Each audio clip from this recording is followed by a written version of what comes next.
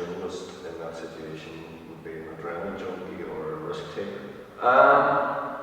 You know, there's an awful lot of ways in the world to get your adrenaline high, if that's what you like. I must say that I'm a little bit attracted to the adrenaline.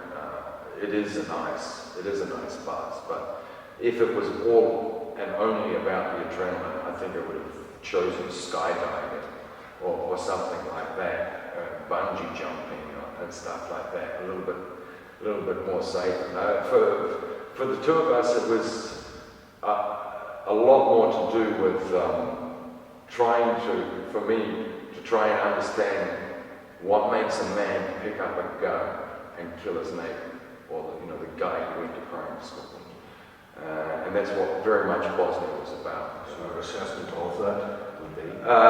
It took me many years really to sort of compress it and decipher it. Looking back, you're always looking for the answer to that. It has to be complex. It has to be something that nobody else has figured out yet. But the answer is very simple. The answer is fear. Fear is the ingredient, that primary ingredient that you need to create chaos. There's all kinds of ways of getting a population into that situation of fear. But fear is that one ingredient that takes. And you ask yourself, what would you do? If someone was about to come into your village and rape, kill your family, and burn your property, and of course you're going to pick up a gun. Yeah. And what would you say would be your most horrifying image of the whole conflict? That's very difficult for me to say. There are images that I just took, knowing that they would never ever be published. They'd never see the light of day because they don't actually tell you anything. A guy with his head's chopped off from a grenade, or a woman in two pieces on the road. There are images that I saw. Often I didn't even take the picture, because I just knew that nobody's going to look at that, and there's no way I'm going to that's not going to be published.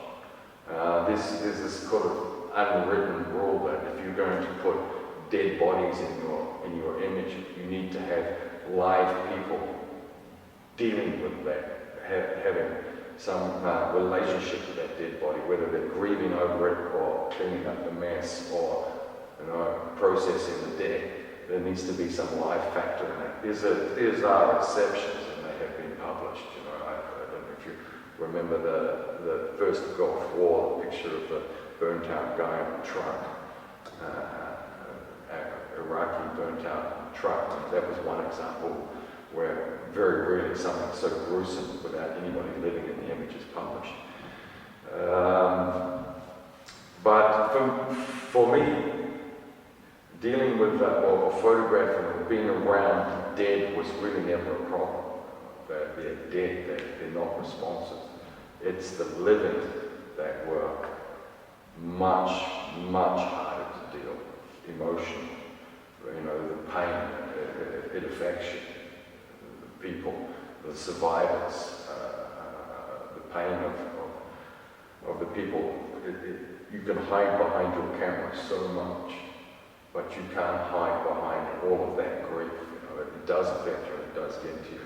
And later on, even in the Kosovo War, which I covered extensively, it wasn't until I had my daughter, which was born in 1999, and I'd already covered Kosovo for more than a year, and NATO was already bombing. So how did you feel whenever you found out that NATO was going to start getting involved, and did you think, was there an agenda, and was there an agenda here? The NATO's bombing. For me, the whole Kosovo thing, I feel perhaps a little bit betrayed by the media organizations that I work for, but they're not obviously to blame. It's my naivety that I should blame more than the media's. During Kosovo, there was no doubt in my mind that Kosovo was run as an apartheid state, and the Kosovars were less than third-class citizens, and they had a miserable life under Serb control, and the Serbs treated them horrifically. And so there was no doubt in my mind that the Serbs deserved to lose control over that Albanian population in Kosovo. I was very sort of supportive photographically and journalistically of the Kosovo-Albanian cause. Working for the New York Times, my business was really, because I worked every day with the journalists. The journalist set the agenda. She was what he was doing the writing, and my images were really just to pull the reader into reading the journalist's story, and often the images were very much connected with the people that we were interviewing or the circumstance that we were writing about that day as we travelled together everywhere, myself and the journalist. And it wasn't until after the NATO campaign, when NATO ground forces then moved into Kosovo, and then did I see the returning Kosovars, Albanians, do exactly the same thing to the Serb population that existed in Kosovo that had been done to them. That was for me a little bit painful to see that, I felt that I was, behind what I believed to be a just cause and a just fight for the Kosovars. And when finally they won, meaning that their objective of Serbs no longer having the domination over Was this with the aid of NATO bombing? NATO bombing brought about, the final peace. Well, what led the Serbs to pull out of Kosovo. But to see the Kosovars turn around after all of the pain and suffering that they had experienced, and to immediately, it wasn't something that it was an immediate reaction. As soon as they came in, they burned and looted and destroyed everything Serb. And these Serbs, they're also villagers living on the land, same as the Albanians who lived in the neighbouring village, and the Kosovars did exactly the same thing to the Serbs that had been done to them. Concerning then, NATO's agenda, it wasn't until many, many years after the campaign that I learned or realised that actually in Rambalay, Milosevic had agreed to all of the terms laid down in Rambalay before the bombing. And it wasn't until the extra last request of NATO, which was full access for NATO to drive and occupy and drive their military tanks through Serbia, not Kosovo, but through Serbia proper, which Milosevic, of course, naturally refused to do. But the main objective of the things laid down in the peace plan, Milosevic had agreed to. But after Milosevic agreed to them, NATO then requested, pushing domination of more territory. And I'm sure Milosevic went to the Russians, and the Russians just also said no. And I think also that NATO believed that they would get their objectives within 2 or 3 days of bombing, but the bombing went on for 72 days. And that, then was my fallout and my disappointment with NATO in general. It wasn't there to create a solution for peace. It was there solely for the reason of expansion. And now today, you know, in Kosovo, it's one of the biggest American bases. Basically, they moved, you know, the American military base from Rhinestan to Kosovo, and they have moved there, expanded further to the east.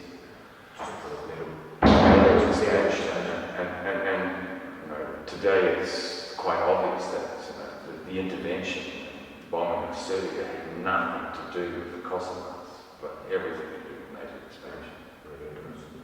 Now, in the situation as it is at present, so I understand you still live there. Yeah, I'm living in Bosnia, it's very south of Croatia. And what is the situation like now? And is there formal or informal structures in place for reconciliation? Reconciliation in Croatia is as difficult and, but probably not as problematic as Bosnia. Simply because most of the Serb population that lived in Croatia before the war no longer live there anymore. Their houses were completely destroyed, and although the money is there from the EU to rebuild them, the local licenses that are required by the local authorities are not. So, you know, Croatia has been quite nicely ethnically cleansed of the majority of the Serbs that live there. So there's not too much reconciliation to be done. Whereas in Bosnia, although there's still a very large amounts of the population unable to return to their homes simply because they're also burnt down or it's politically difficult to get back. Places like Srebrenica, for example, very few people have returned to live there. They're living in refugee camps in Tuzla. I don't think that there is a lot of, let's say, social, government-sponsored social work for reconciliation. Again, this is also a problem because the government in Bosnia, Sarajevo, is made up of 3 ethnic groups that each ethnic group has a minister of everything, and each minister has a secretary and a driver. I think there's 192 ministers in Sarajevo. And, you know, it's just a money pyramid, EU money just going to these politicians and ministers, and nothing gets done. One party wants to push this and is blocked by the other two.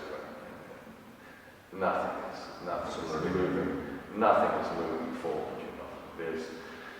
There's no overwhelming majority of power to push any new legislation or any new bills or programs through. They can't even agree on the curriculum to teach the recent history in school. So there are some So you know, the Dayton Peace Agreement really only stopped the shooting. Didn't really come up with any political or social solutions for Bosnia. And it's very much the status quo in Bosnia. It's sort of lost in between war and the future. I think for many Bosnians it's very, very difficult to see their children come out of universities and just wonder what kind of future there is here. I don't think that Bosnia would fall back into war anytime quick, certainly not from internal combustion, simply because the population is still too aware and too tired and understands perfectly well that war is not going to help them out in any way whatsoever. But the problems that were created during the war still exist today.